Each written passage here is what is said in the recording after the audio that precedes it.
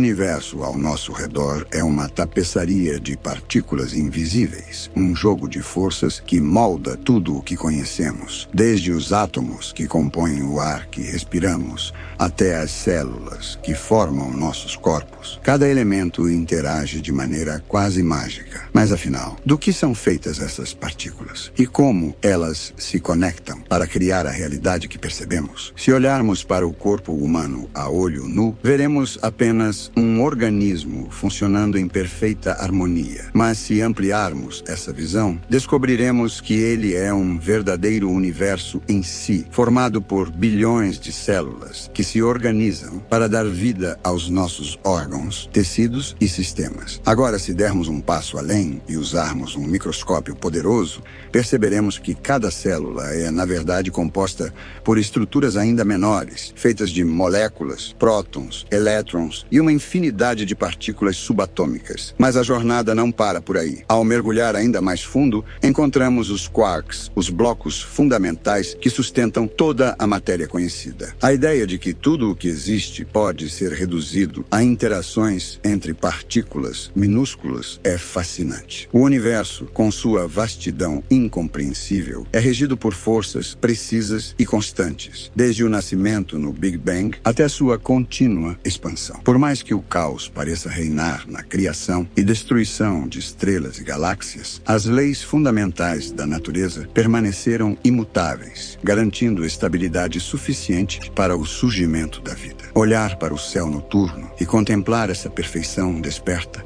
um sentimento quase indescritível. Será que tudo isso foi planejado? Cada detalhe, desde as galáxias distantes até os complexos sistemas biológicos da Terra, parece estar em um equilíbrio tão preciso que qualquer mínima alteração poderia tornar o universo inóspito. As constantes físicas, como a velocidade da luz e a intensidade das forças fundamentais, estão ajustadas com uma precisão assustadora, como se fossem peças milimetricamente encaixadas para permitir a existência da vida. E aqui surge uma questão inevitável. Essa perfeição é fruto do acaso ou há um propósito por trás de tudo? Será que o universo foi simplesmente moldado pelo jogo aleatório da natureza? Ou existe uma inteligência por trás dessa harmonia? Curiosamente, ao longo da história, nossa compreensão do universo mudou drasticamente. Houve um tempo em que a humanidade acreditava que a Terra era o centro de tudo,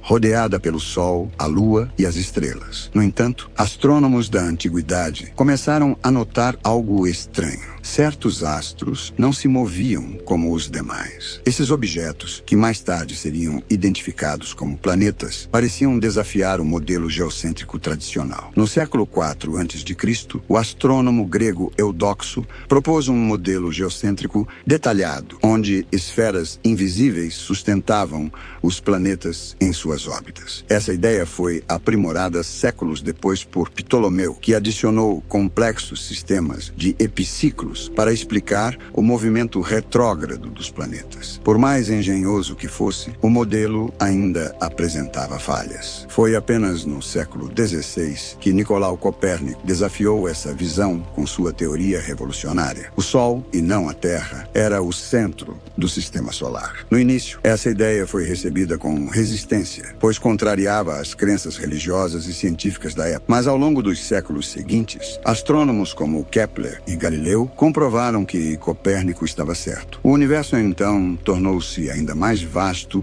e complexo do que jamais havíamos imaginado. E se essa revolução na forma como enxergamos o cosmos aconteceu antes, o que nos impede de questionar nossa compreensão atual? Será que estamos prestes a uma nova descoberta que mudará tudo o que pensamos saber sobre a realidade? Com o passar do tempo, as observações de Galileu e outros cientistas ajudaram a consolidar o modelo heliocêntrico, que pouco a pouco se tornou a visão predominante na comunidade científica. Esse foi um marco na compreensão do cosmos, mas a revolução estava apenas começando. No século XX, avanços tecnológicos impulsionaram a capacidade humana de explorar o universo. Telescópios cada vez mais poderosos revelaram que o Sol é apenas uma entre bilhões de estrelas dentro da Via Láctea. Mas a Via Láctea, por sua vez, não era o centro de tudo. Ela é apenas uma entre trilhões de galáxias que se espalham pelo universo observável. Essa descoberta ampliou radicalmente nossa percepção de escala e nos fez questionar qual é o nosso verdadeiro lugar no cosmos. A grande virada veio com o trabalho de Edwin Hubble, que demonstrou que o universo não apenas é vasto, mas está em constante expansão. Esse insight levou ao desenvolvimento da teoria do Big Bang, que sugere que tudo teve início em uma explosão colossal há 13,8 bilhões de anos. O que antes parecia um cosmos estático revelou-se dinâmico e mutável, levantando novas questões sobre nossa própria existência. Diante de tudo isso, surge uma dúvida inevitável. Somos especiais no universo? A resposta pode ser tanto sim quanto não. De um lado, somos apenas uma espécie habitando um pequeno planeta em meio à vastidão do espaço. Mas, por outro lado, as condições que permitiram nossa existência são incrivelmente raras. A inclinação precisa do eixo da Terra, a posição exata da Lua e uma série de fatores cósmicos alinharam-se de maneira quase milagrosa para que a vida prosperasse aqui. Isso nos leva ao chamado princípio antrópico. Essa ideia sugere que o universo precisa ter características que tornem possível o surgimento de observadores inteligentes, como nós. Em 1973, o físico Brandon Carter formulou duas versões desse conceito. A primeira, conhecida como princípio antrópico fraco, afirma que nossa localização no universo não é aleatória, mas sim condicionada ao fato de que estamos aqui para observá-lo. Já a versão forte do princípio antrópico sugere algo ainda mais provocador. Se nenhum observador tivesse surgido, o universo sequer poderia ser conhecido. Mas há um problema fundamental nisso. A probabilidade não é uma verdade absoluta. Ela é sempre relativa a certas condições. Uma vez que as circunstâncias necessárias estejam estabelecidas, um evento pode ter apenas dois resultados: acontecer ou não. Dessa forma, a existência da vida não significa necessariamente que o universo foi projetado para nós. Além disso, confiar apenas no princípio antrópico para justificar a aparente perfeição do universo ignora o objetivo central da ciência: entender os processos naturais que moldaram a realidade ao longo do tempo. Em vez de recorrer a argumentos filosóficos para explicar a estrutura do cosmos, a ciência busca decifrar os mecanismos que deram origem ao universo como o conhecemos. O princípio antrópico pode ser um ponto de partida útil para explorar as condições que tornaram possível a vida,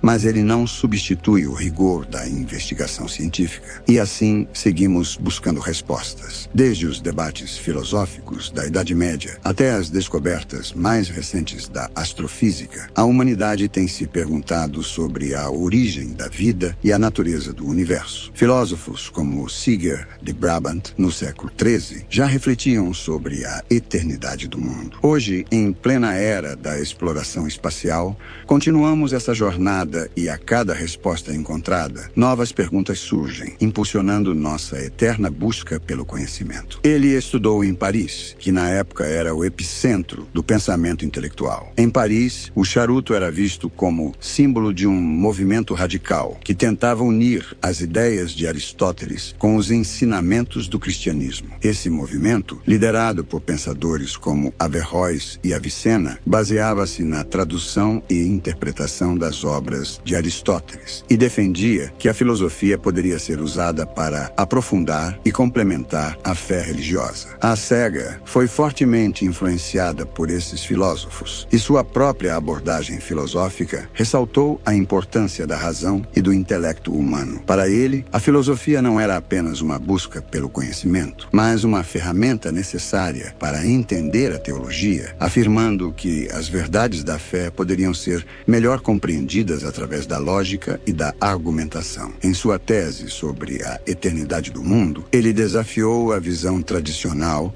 de que o universo foi criado em um momento específico no tempo. Ao invés disso, ele argumentava que o universo sempre existiu, sendo eterno e autossuficiente. Para Saga, não houve um primeiro homem ou um momento específico de origem para as espécies, e o universo físico não tinha um começo. Essa tese de Saga gerou intenso debate, com muitos teólogos e estudiosos da época considerando suas ideias como heréticas, colocando em risco a base da fé cristã. Outros, porém, viam sua teoria como uma oportunidade para aprofundar e enriquecer a compreensão do mundo. Contudo, a visão de um universo eterno de Saga encontrou uma nova interpretação no século XX com a proposta do modelo de estado estacionário. De acordo com esse modelo, o universo se manteria em equilíbrio perfeito, com matéria sendo constantemente criada para substituir a que se perde à medida que o universo se expande. Essa teoria foi desenvolvida em 1948 por Fred Hoyle, Hermann Bondi e Thomas Gold e estava baseada no que se chamou de princípio cosmológico perfeito. O princípio sugeria que o universo, em média, sempre se pareceria o mesmo, independentemente de onde ou quando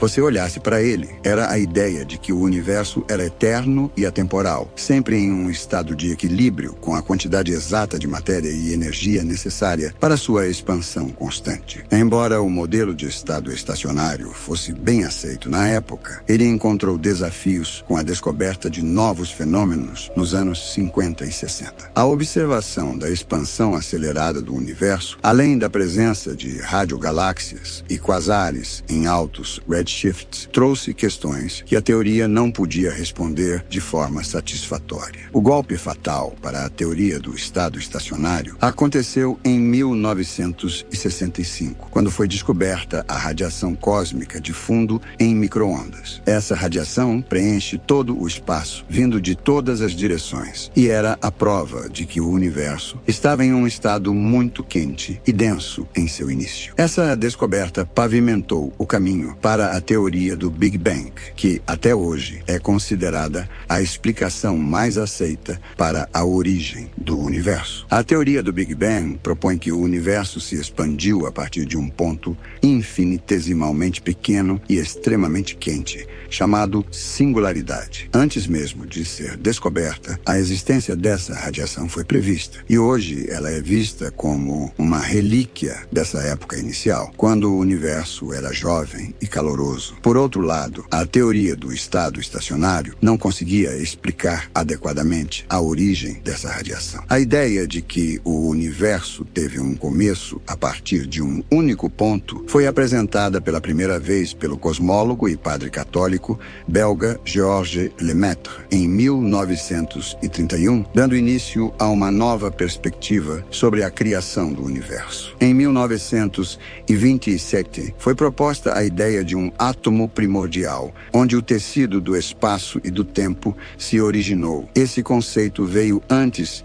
de uma apresentação importante sobre as equações de Einstein. A partir disso, chegou-se à conclusão de que o universo está se expandindo e que a velocidade das galáxias é proporcional à distância delas. Mais tarde, em 1929, Edwin Hubble trouxe dados mais precisos, comprovando a relação entre a distância e a velocidade das galáxias. Em 1964, George Gamow sugeriu que o universo teria se expandido e esfriado de um estado inicial de densidade e temperatura infinitas. Ele indicou que todos os prótons, nêutrons e elétrons estavam presentes nesse mar de radiação de alta energia. Seus cálculos também explicaram a proporção de hidrogênio e hélio hélio no universo primitivo, mas não conseguiram explicar os elementos mais pesados. Esse ponto ainda nos deixa com uma pergunta crucial. As leis da natureza permanecem as mesmas desde o Big Bang, há cerca de 13,8 bilhões de anos. Aristóteles, no século IV, sugeriu que um dos principais objetivos da física era entender a mudança. Se as leis da física mudaram com o tempo, isso nos levaria a questionar a razão por trás dessa mudança. E se essas leis continuassem mudando, o que justificaria tal mudança? Não esperamos que isso aconteça, pois, eventualmente, tudo deve se estabilizar. Por isso, precisamos de uma teoria física que seja independente do tempo. Se qualquer uma das forças fundamentais do universo fosse alterada, as consequências seriam catastróficas. Atualmente, temos forças como a gravitação, o eletromagnetismo e as forças nucleares, tanto fortes quanto fracas. Se qualquer uma dessas forças se alterasse, o universo se tornaria caótico. Por exemplo, se a gravidade não fosse constante, as previsões sobre os movimentos dos corpos celestes, as órbitas da Terra ou até mesmo trajetórias de aeronaves e espaçonaves seriam imprevisíveis. Além disso, fenômenos cósmicos, como a lente gravitacional e a expansão do universo, seriam praticamente impossíveis. A mesma coisa acontece com a força eletromagnética. Se os elétrons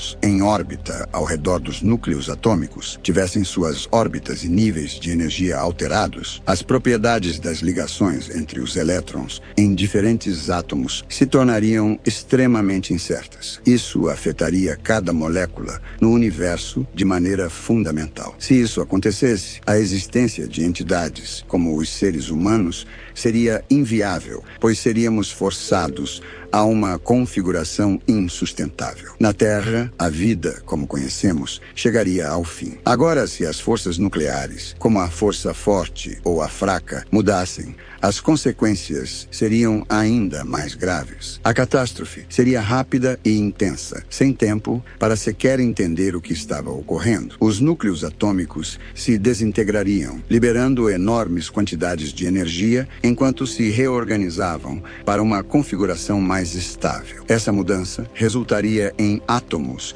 sendo despojados de seus elétrons e se transformando em partículas ionizadas, criando um universo de plasma em áreas afetadas. As implicações de tal distúrbio seriam tão profundas que é difícil conceber a escala da devastação. Para que o nosso universo existisse, precisávamos de condições muito específicas e extremamente raras. Se as massas das primeiras partículas tivessem sido muito menores, não haveria estrutura alguma. Se fossem muito maiores, poderíamos ter sido esmagados por buracos negros desde o início. O fato de termos o universo que temos é um golpe de sorte, uma combinação fortuita de circunstâncias que permitiram a vida. Se as condições tivessem sido diferentes, não estaríamos aqui para questionar isso. E se considerarmos que o ajuste fino do nosso universo é notável, talvez seja porque há inúmeros outros universos com diferentes constantes físicas e leis da natureza que podem não ter as mesmas condições que o nosso. Em 1952, durante uma palestra em Dublin, o físico Erwin Schrödinger fez uma declaração que surpreendeu muitos de seus ouvintes. Com um toque de humor, ele advertiu que o que ele estava prestes a compartilhar poderia parecer completamente insano. Ele afirmou que, quando sua equação parecia descrever várias histórias diferentes, essas não eram apenas alternativas, mas todas realmente aconteciam ao mesmo tempo. Esse conceito que ele apresentou de forma provocadora ficou conhecido como sobreposição. David Deutsch, um físico renomado, afirmou que essa foi a primeira referência ao que chamamos hoje de muitos mundos. Uma teoria que sugere que todos os resultados possíveis das medições quânticas se realizam em algum universo ou realidade alternativa. Imagine que o universo que observamos, com todas as suas estrelas, planetas e galáxias, seja apenas uma gota dentro de um oceano cósmico imenso. Além do que conseguimos perceber, existem mais estrelas, mais galáxias e talvez bilhões de anos-luz de distância de tudo o que podemos alcançar. E o que é ainda mais fascinante é que, para além dessa vasta região visível, existem incontáveis outros universos com diferentes tamanhos e idades. espalhados por um espaço-tempo ainda maior, cada um se expandindo para longe do outro a uma velocidade tão rápida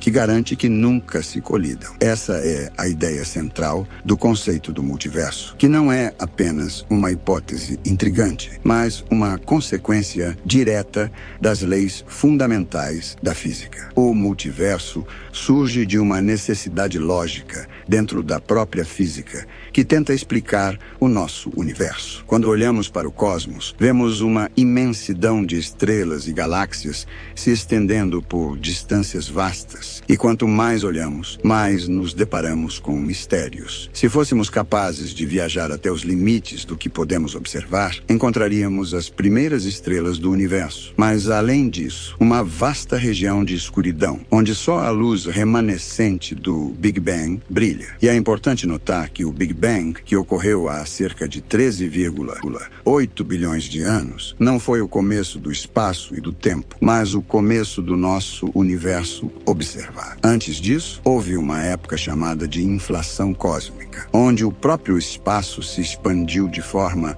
exponencial, carregado com uma energia imensa que ainda está presente na estrutura do espaço-tempo. Em 2007, o físico e prêmio Nobel Stephen Weinberg sugeriu que, se o multiverso fosse real, não teríamos uma explicação única e racional para os valores das massas das partículas e as constantes fundamentais que observamos em nosso universo. Esses valores, segundo ele, seriam simplesmente um acaso dentro da infinidade de universos possíveis no multiverso. Essa visão de universos imensos e em constante criação devido à inflação cósmica ilustra o que é o multiverso, uma realidade onde outros universos podem existir, alguns sem as condições necessárias para formar vida inteligente como a nossa. Isso reforça a ideia de que o nosso universo, com todas as suas características que favorecem a vida, é apenas uma entre muitas possibilidades. Contudo, embora essa teoria seja fascinante,